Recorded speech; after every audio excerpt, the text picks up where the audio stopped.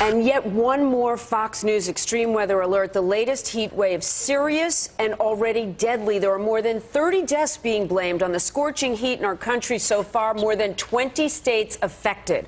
Hundreds of thousands of people are suffering through the heat. It's already been more than a week without power and air conditioning for far too many. In many cases, those power outages have been going on, as I said, for a week, kicked off by last week's powerful mid-Atlantic storms.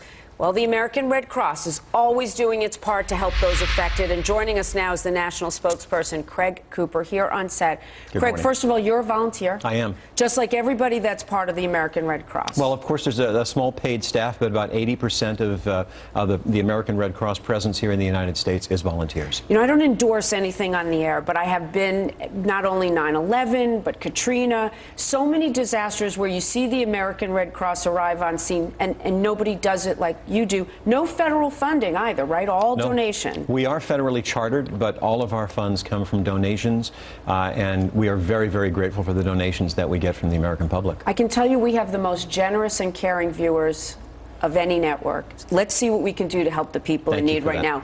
Tell us, first of all, at least 30 deaths and 20 states. Where is the big concern for the Red Cross right now? Well, our concerns, of course, are all over the country. I mean, the heat wave has been devastating.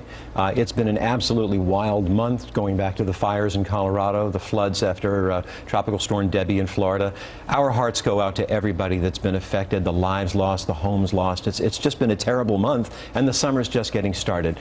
Right now, the Red Cross is focusing pretty heavily in the West Virginia area. We still have quite a few shelters that are open there.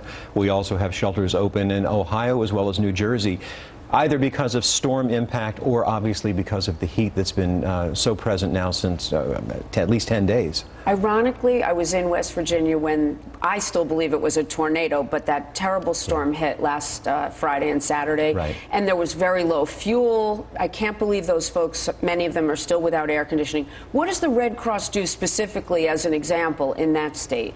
Well, the Red Cross works with our partner agencies, with municipalities. We are asked to open shelters or also to support things called cooling centers. Municipalities might designate a civic center, a gymnasium, or something like that. And certainly if people can get home during the evening and it's reasonably comfortable, then we'll help them with cooling centers during the day. However, in places like West Virginia, it's been unbearable. People have not been able to stay in their homes. That's the case in Vineland, New Jersey as well, where we still are operating a shelter from 10 days ago because people who don't have power have still wanted to have a place to go. And the highs reached 106 degrees in St. Louis, 104 in Indianapolis, 105 in Louisville, and the list goes on. 102 in Oklahoma City, Baltimore 102. Devastating temperatures. One of the things that some people don't realize is that historically, more people die in the course of a year from extreme heat than they do from the other weather-related tragedies that come along, like tornadoes, floods, hurricanes. More people die from extreme heat, and we've seen that just in this one heat wave, and it's only the early part of July. We have a lot of summer still to go. We continue to tell people how they can protect themselves. You know, you guys, you've been listening. We've been telling you to drink water and stay inside, wear light clothing, right, etc. A lot of people know that already, but what can they do to help your efforts? Because I think you never think this could happen to you, and then it does, and then you're there. Exactly. I mean, whether we're talking about preparing for a storm or preparing for a heat wave, preparation, in many cases, it's very much the same thing. Make sure that you have tons of water. We recommend that people have a minimum of a gallon of water a day.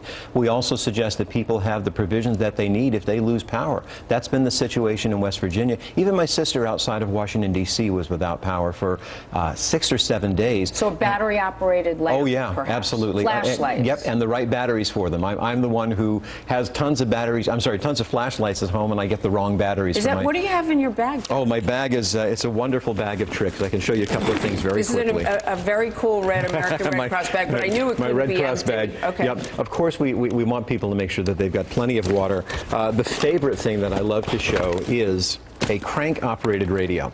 So it has a spot for batteries in the back. It's got a little antenna. But what makes this so cool is that if you turn the crank several times, you get enough power to operate the radio over and over again. Great. And in places where you don't have power and don't know when you're going to get it, this, of all crazy things, can become your lifeline. All right, there's more in the bag. Yeah. Go to the American Red Cross website if you want more information on how to prepare. And I want to tell people where they can help. You can donate online, of course, and get a lot of helpful information. Remember, it's redcross.org, not .com. You can call 1-800-RED-CROSS if you want to make a donation or you have a question. And this is very cool. And you can even text $10 donation by texting 90999. That's right. I believe. Yep. And if everybody gave $10 right now, your job would be a lot easier, wouldn't it? It would. And if we've got just enough time to let me say one other thing. Because of the heat wave, because of what happened in June as well as what's been going on now, our blood donations are very, very down. We entered July 50,000 donations behind where we hope to be at the end of June. We have had to cancel blood drives all over the areas where we've lost power. And it's very, very important for people anywhere in the country, anywhere that they can help us with blood donations. It's a very important part of what we do. And if you still give juice and cookies at the end, I'm in. Okay? I'll be right there with you. Thank you so much for being here. And thanks to all of the volunteers at the American Red Cross. Eric?